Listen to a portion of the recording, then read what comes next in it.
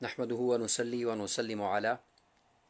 सय्यदिना व मौलाना मुहम्मदिन रसूलिहिन नबिय्यिल अमीनिल मकीनिल हनीनिल करीमिर रऊफिर रहीम। अम्मा बाद फ़अऊज़ु बिल्लाहि मिनश शैतानिर रजीम। बिस्मिल्लाहिर रहमानिर रहीम। क़ाल अल्लाहु तबारक व तआला फ़िल कलामिल मजीद वल फ़ुरक़ानिल हमीद। क़ुल या इबादियल्लज़ीना असरफ़ू अला अनफ़ुसिहिम ला तक़नतू मिर रहमतिल्लाह इन्नल्लाह यग़फ़िरुज़्ज़ुनूब जमीअन इन्नहु हुवल गफ़ूरुर रहीम। सदक़ल्लाहु मौलानल अज़ीम। वक़ाल अल्लाहु तबारक व तआला फ़ी शानि हबीबिही मुख़बिरन व आमिरा इन्नल्लाह व मलाइकतहु युसल्लूना अलन नबी या अय्युहल्लज़ीना आमनू सल्लु अलैहि व सल्लिमू तस्लीमा। मौलाया सल्लि व सल्लिम दाइमन अबदा अला हबीबिका खैरिल खल्क़ि कुल्लिहिम मुहम्मदुन सय्यदुल कौनैनि वस्सक़लैनि वल फ़रीक़ैनि मिन उर्बिन व मिन अजमी हुवल हबीबुल्लज़ी तुरजा शफ़ाअतुहु लिकुल्लि हौलिम मिनल अहवालि मुक़्तहिमी। या रब्बि बिल मुस्तफ़ा बल्लिग़ मक़ासिदना वग़फ़िर लना मा मदा या वासिअल करमी। अल्लाह जल्ल मजदुहु खालिक़ कायनात अल्लाह रब्बुल इज़्ज़त की हम्द व सना प्यारे आका करीम अलैहिस्सलातु वस्सलाम की बारगाह में आजिज़ाना और हकीराना हदिया दरूद व सलाम के बाद तमाम अहबाब और सामीन को अस्सलामु अलैकुम व रहमतुल्लाहि व बरकातुहू। अल्हम्दुलिल्लाह ताला अल्लाह रब्बुल इज़्ज़त का बेपाया लुत्फ़ व करम है, उसका एहसान अज़ीम है और उसके महबूब पाक अलैहिस्सलातु वस्सलाम का ख़ास नज़र करम और लुत्फ़ और इनायत है कि हम सब माह रमज़ान मुबारक की इन बाबरकत साअतों में उसकी रहमतों से, उसके करम से और उसकी इनायतों से लुत्फ़ अंदोज़ हो रहे हैं। दुआ करते हैं कि अल्लाह तबारक व तआला इस माह मुक़द्दस का सदका आलम इस्लाम को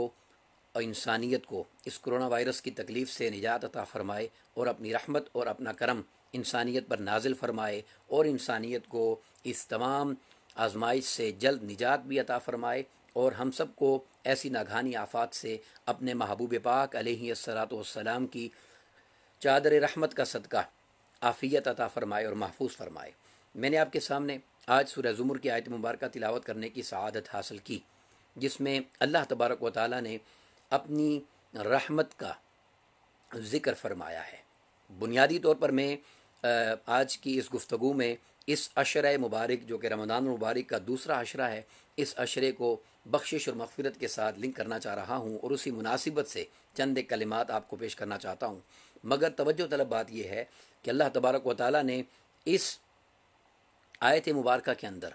न सिर्फ ये कि अपनी रहमत का बयान फरमाया है, बल्कि अल्लाह तबारक व तआला ने उस रहमत के हुसूल का राज भी बयान फरमाया है और ज़मानत और सनद भी अता फरमाई है कि किस रास्ते और किस निस्बत से तुम जब मेरी तरफ चल कर आओगे तो तुम्हें ये रहमतें और बरकतें नसीब हो जाएंगी। सामीन जी वकार, अल्लाह तबारक व तआला ने इरशाद फरमाया, कुल, ए मेरे महबूब पाक अलैहिस्सलातु वस्सलाम, आप फरमा दीजिए, या इबादियल्लज़ीना असरफ़ू, आप मेरे बंदों से फरमा दीजिए, उनको बता दीजिए, असरफ़ू अला अनफुसिहिम, जो अपनी जानों पर जुल्म कर बैठे हैं, जिन्होंने अपनी जानों पर ज़्यादती कर ली है, जो अपनी जानों पर गुनाह की सूरत में जुल्म और ज़्यादती कर चुके हैं।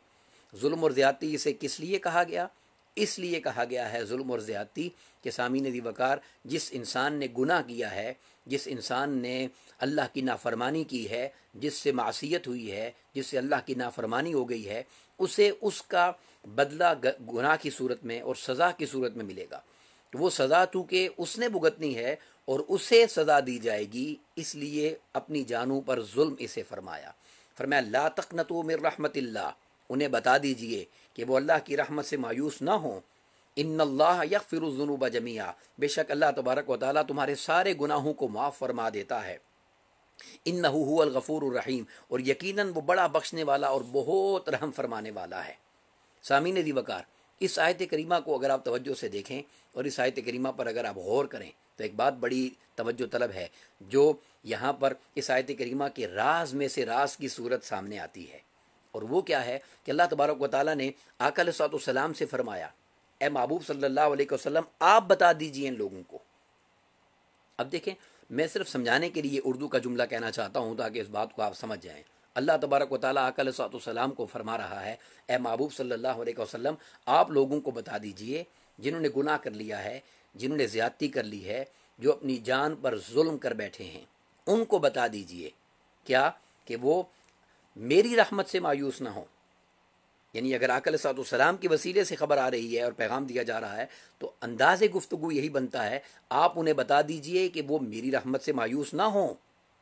میں ان کے سارے گناہوں کو معاف کر دوں گا، انہیں بخشش اور مغفرت عطا کر دوں گا. جتنا یہ میری بارگاہ سے بخشش طلب کریں گے اور توبہ کا سوال کریں گے میں ان کو نوازتا چلا جاؤں گا. مگر سامعین ذی وقار، یہاں اللہ رب العزت نے یہ نہیں فرمایا کہ میری رحمت سے مایوس نہ ہوں، فرمایا وہ اللہ کی رحمت سے مایوس نہ ہوں. تو گویا یہاں پر جو عبادت کی نسبت کی گئی ہے وہ بھی اللہ تبارک و تعالیٰ نے اپنی ذات کی طرف نہیں فرمائی. فرمایا محبوب آپ اپنے ان غلاموں سے فرما دیں. عبد کا معنی صرف بندہ نہیں ہے، عبد کا معنی غلام بھی ہے. آقا علیہ الصلوۃ والسلام سے رب کائنات فرما رہا ہے محبوب آپ اپنے ان غلاموں کو بتا دیں جو گناہ کر بیٹھے ہیں، جو زیادتی کر بیٹھے ہیں، جو ظلم کر بیٹھے ہیں، جو نافرمانی کر بیٹھے ہیں، محبوب آپ انہیں خبر دے دیں اور آپ انہیں بتا دیں کہ وہ اللہ کی رحمت سے مایوس نہ ہوں. اللہ تبارک و تعالیٰ ان کے سارے گناہوں کو معاف فرما دے گا، انہیں بخشش عطا کر دے گا. اور نہ صرف یہ کہ گناہ معاف فرما دے گا، اس کی رحمت تو یہ ہے کہ گناہوں کو معاف فرما کے گناہوں کو نیکیوں سے بھی بدل دے گا. یہ میری رحمت سے مایوس نہ ہوں. تو سامعین ذی وقار، اللہ تبارک و تعالیٰ نے براہ راست انسانوں کو یہ خبر دینے کی بجائے آقا علیہ الصلوۃ والسلام کے وسیلے سے یہ خبر اس لیے دی ہے کہ اس نے ہمیں راز یہ بتایا ہے کہ تم اگر چاہتے ہو کہ تمہاری توبہ قبول ہو جائے، تم اگر یہ چاہتے ہو کہ تمہارا تڑپنا، تمہارا مانگنا، تمہارا سوال کرنا اور مجھ سے بخشش طلب کرنا میری بارگاہ میں محبوب ہو جائے، مقبول ہو جائے، قبول ہو جائے، تو پھر میں تمہیں بتانا چاہتا ہوں کہ جس محبوب پاک کے ذریعے سے میں نے تمہیں اپنی رحمت کی خبر دی ہے، جس کی نسبت سے میں نے تمہیں اپنا بتایا ہے کہ میری رحمت سے مایوس نہ ہونا، اسی کی نسبت سے پلٹ کر میرے پاس آنا. جب تم اس کی نسبت کا سہارا لے کر میرے پاس آؤ گے پھر میں تمہارے گناہوں کو نہیں دیکھوں گا، تمہاری نافرمانیوں کو نہیں دیکھوں گا، تمہاری کوتاہیوں اور غفلتوں کو نہیں دیکھوں گا. پھر میں اس محبوب پاک کی نسبت اور اس سہارے کو دیکھوں گا. جب تم اس کی نسبت سے میرے پاس آ جاؤ گے تو اس کے صدقے سے تمہیں بخشش اور مغفرت ایسی عطا کروں گا کہ نہ صرف گناہ معاف کروں گا بلکہ ان گناہوں کو نیکیوں سے بدل دوں گا. اور ایک حدیث پاک میں آتا ہے کہ اللہ تبارک و تعالیٰ بندے کے گناہوں کو جب معاف فرماتا ہے تو فرشتوں کو بھی وہ گناہ بلوا دیتا ہے، کیونکہ فرشتے غلطی نہیں کرتے. اب میرا مضمون یہ حدیث نہیں ہے مگر صرف اس مضمون میں ایڈ کر کے بتانا چاہ رہا ہوں کہ اس کی رحمت کتنی وسیع ہے، وہ کتنا کرم فرماتا ہے اپنے محبوب پاک کی نسبت کا حیا کرتے ہوئے. وہ فرشتوں کو بھی گناہ فراموش کروا دیے جاتے ہیں تاکہ اس بندے کے گناہ پر کوئی گواہ باقی نہ رہے. سامعین ذی وقار، یہ اس کی رحمت اور اس کا کرم ہے اور اس کی عنایت ہے اور اس کی مہربانی ہے کہ وہ اس انداز سے انسان کو نوازتا ہے اگر اس کے محبوب پاک کی نسبت کا سہارا لے دیا جائے. تاجدار گولرا پھر سیدنا نصیر الدین نصری شاہ صاحب رحمۃ اللہ تعالیٰ علیہ کا خوبصورت کلام اور اس کا ایک شعر مجھے اس مضمون کے مطابق جب بھی بات کرتا ہوں تو یاد آتا ہے. وہ آپ کی سماعتوں کی نظر کر کے آگے حدیث پاک کی طرف بڑھتے ہیں. پھر سیدنا نصیر الدین نصری شاہ صاحب فرماتے ہیں اللہ رب العزت کی اس بخشش کی طرف توجہ دلانے کے لیے اور اس بخشش کے حصول کا راستہ بتانے کے لیے آقا علیہ الصلوۃ والسلام کی اس رحمت اور آقا علیہ الصلوۃ والسلام کے وسیلے کی طرف توجہ اور دھیان دینے کے لیے اور دلانے کے لیے اور اس کی اہمیت کو سمجھنے کے لیے آپ نے اس راز سے پردہ اٹھایا اور فرمایا کہ اے بندے، جب تو اللہ رب العزت کی طرف توبہ کے لیے بڑھنا چاہے اور سوال کرنا چاہے تو یاد رکھ ہمیشہ تو اللہ کی طرف جائے گا، سوال کرے گا، مگر نسبت تجھے اپنے محبوب پاک علیہ الصلوۃ والسلام کی تھامنی ہوگی. ان کی نسبت سے جب تو ان کی طرف بڑھے گا تو وہ کبھی تجھے دھتکارے گا نہیں اور اس رحمت کے صدقے میں تجھے نواز کر تجھے اپنی بارگاہ سے مہربانی، بخشش اور مغفرت عطا فرما دے گا. کہ فرمایا مجرم ہو تو منہ اشکوں سے دھوتے ہوئے آؤ، یعنی رونا ہے تم نے، گناہوں پر معافی مانگنی ہے. مجرم ہو تو منہ اشکوں سے دھوتے ہوئے آؤ، آؤ در تواب پہ روتے ہوئے آؤ. اور مذکور ہے قرآن میں بخشش کا طریقہ کہ میرے محبوب کی دہلیز سے ہوتے ہوئے آؤ. میرے محبوب کی دہلیز سے ہو کر آنا تو تمہیں بخشش اور مغفرت ملے گی. اور وہ بخشش اور مغفرت کتنی عظیم ہے اس پر جو حدیث پاک میں آخر میں عرض کروں گا، اس سے پہلے صحیح مسلم شریف کی حدیث پاک عرض کرنا چاہتا ہوں کہ ایک عورت، اس سے گناہ ہو گیا، اس سے نافرمانی اور بدکاری ہو گئی.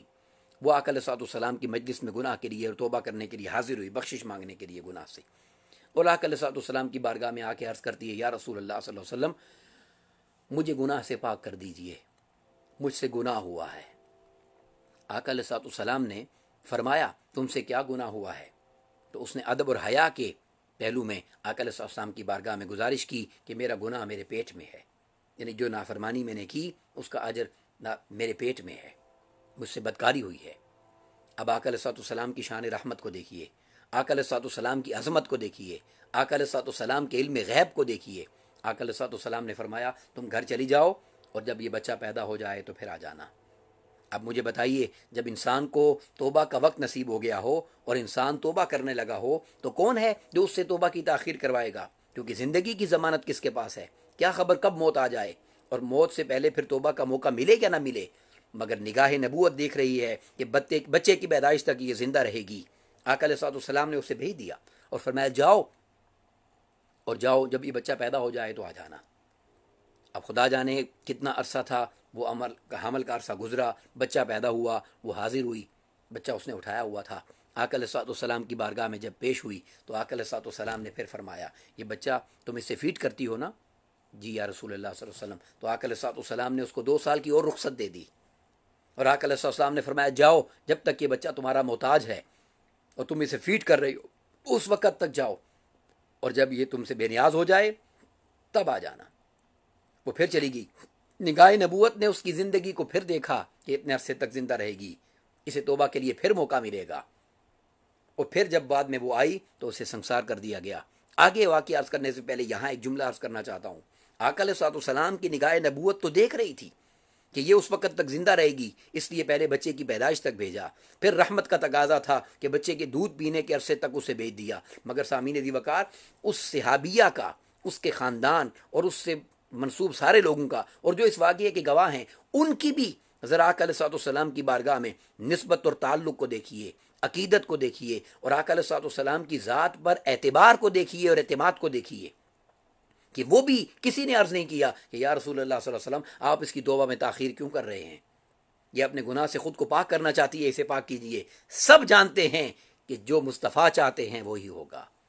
اور آقا علیہ السلام کی نگاہ سے کچھ پوشیدہ نہیں ہے۔ قربان جائیں صحابہ کرام کے عقیدے پر، اللہ ہمیں ایسے عقیدے عطا کر دے۔ اور یہ آیت ہمیں پکار کر کہہ رہی ہے قل، میں نے تمہیں توبہ کی خبر اپنے محبوب کی نسبت سے دی ہے، تم بھی جب توبہ کرنے کے لیے آؤ تو محبوب کی نسبت سے آؤ تاکہ محروم نہ جاؤ اور تمہیں نواز دیا جائے اور تمہیں بخشش اور مغفرت عطا کر دی جائے۔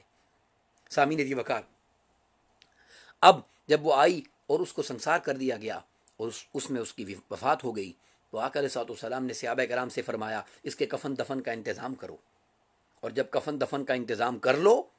تو پھر مجھے خبر کرنا، اس کا جنازہ میں خود آ کے پڑھاؤں گا۔ قربان جائیں اس کے نصیب اور مقدر پر کہ جس کا جنازہ آقا علیہ السلام نے آ کر پڑھانا ہے۔ آقا علیہ السلام کو خبر دی گئی، آقا علیہ السلام اس کا جنازہ پڑھانے کے لیے آگے بڑھے اور تشریف لائے۔ سیدنا فاروق اعظم رضی اللہ تعالیٰ عنہ فرماتے ہیں، سیدنا فاروق اعظم رضی اللہ تعالیٰ عنہ فرماتے ہیں کہ مجھ سے رہا نہ گیا اور میں آگے بڑھا اور میں نے آ کر عرض کیا یا رسول اللہ صلی اللہ علیہ وسلم آپ اس گناہگار عورت کا جنازہ پڑھائیں گے؟ آپ اس گناہگار کا جنازہ پڑھائیں گے جس نے اتنا بڑا گناہ کیا تھا؟ تو آقا علیہ السلام نے سیدنا فاروق اعظم رضی اللہ تعالیٰ عنہ سے فرمایا اے عمر، اگر تو اس کا گناہ دیکھ رہا ہے تو کیا تو اس کی توبہ نہیں دیکھ رہا؟ تجھے اس کی توبہ نظر نہیں آ رہی؟ سامعین دی وقار، یہ اشارہ تھا سوئی امت کو جگانے کا،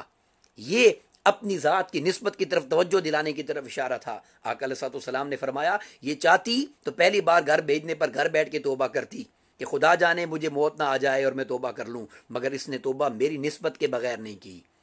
دوبارہ بچے کے دودھ پلانے تک بھیجا، پھر اس نے میری نسبت کے بغیر توبہ نہیں کی۔ عمر توبہ تو ہر کوئی کرتا ہے مگر اس کی توبہ دیکھو، تم نے اس کی توبہ نہیں دیکھی، اس نے میری نسبت کا خیال رکھا اور اسی راستے سے اللہ کی طرف بڑھی ہے جو راستہ اللہ نے بخشش کا ضمانت کا دیا ہے۔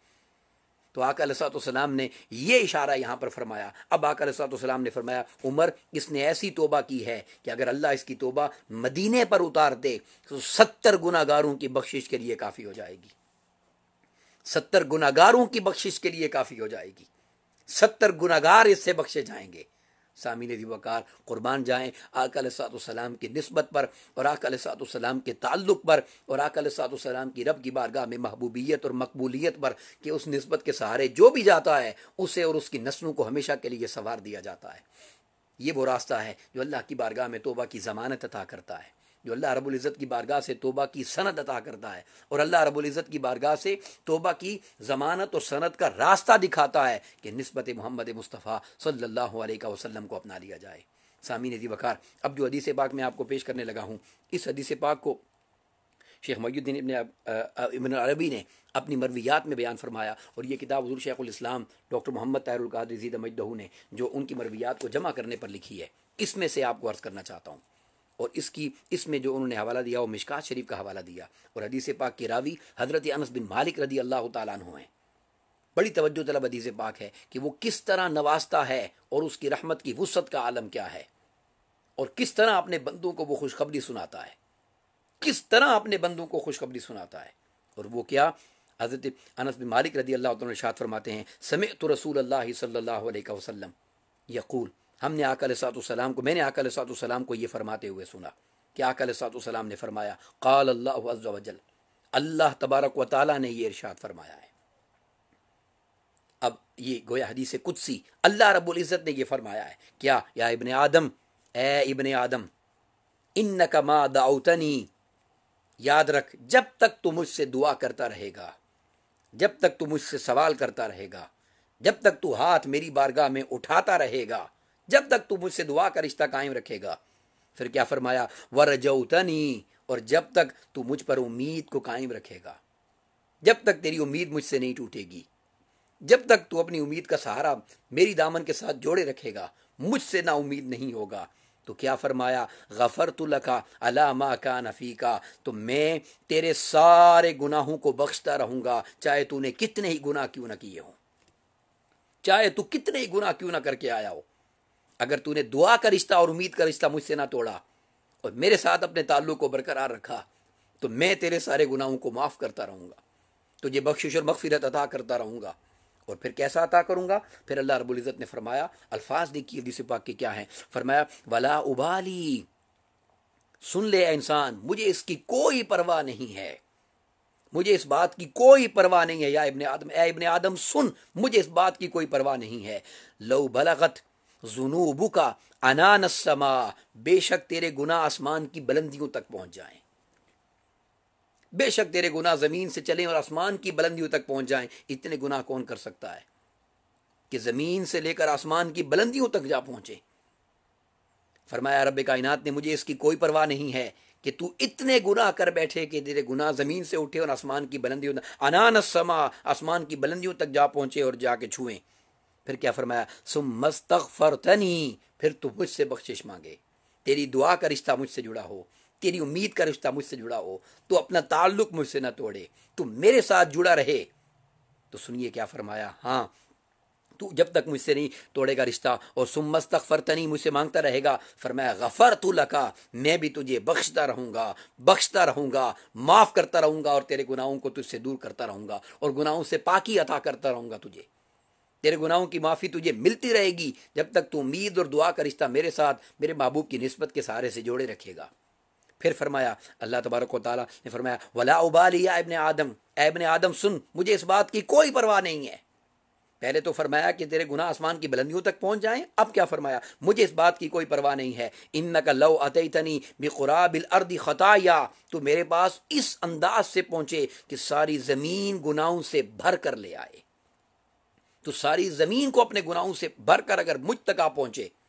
تو سن، مجھے اس بات کی کوئی پرواہ نہیں ہے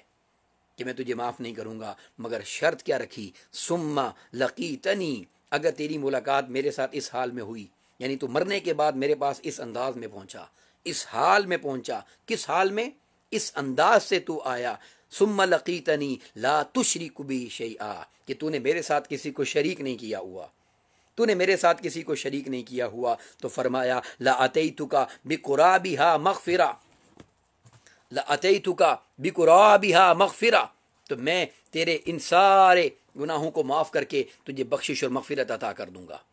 سامعین دی وقار، یہ وہ رحمت اور وہ کرم ہے جو اللہ تبارک و تعالیٰ کی بارگاہ سے انسان کو نصیب ہوتا ہے، اور اللہ تبارک و تعالیٰ کی بارگاہ سے انسان کو بخشش عطا ہوتی ہے، اور اللہ تبارک و تعالیٰ انسان کو اپنے گناہوں کی معافی عطا کرتا ہے جب تک انسان اس کے ساتھ اپنی امید کا اور اپنے تعلق کا رشتہ جوڑے رکھتا ہے، اور اس سے انسان کبھی بھی اپنے تعلق کو کمزور نہیں ہونے دیتا۔ یہ ماہ رمضان المبارک ہمیں اس تعلق کو بحال کرنے کے لیے، ہماری توجہ دلانے کے لیے اور ہمیں تیار کرنے کے لیے ہے۔ اور یہ ماہ مبارک اپنی رحمت کے صدقے میں، اپنے کرم کے صدقے میں، اپنی عنایت کے صدقے میں اللہ تبارک و تعالیٰ کی بارگاہ سے بخشش اور مغفرت کی خیرات پانے کے لیے ہے۔ اللہ تبارک و تعالیٰ اس مبارک عشرے کا صدقہ، آقا علیہ الصلوۃ والسلام کی نسبت کا صدقہ اور آقا علیہ الصلوۃ والسلام کے ساتھ ہمارے امتی کے تعلق ہونے کا صدقہ،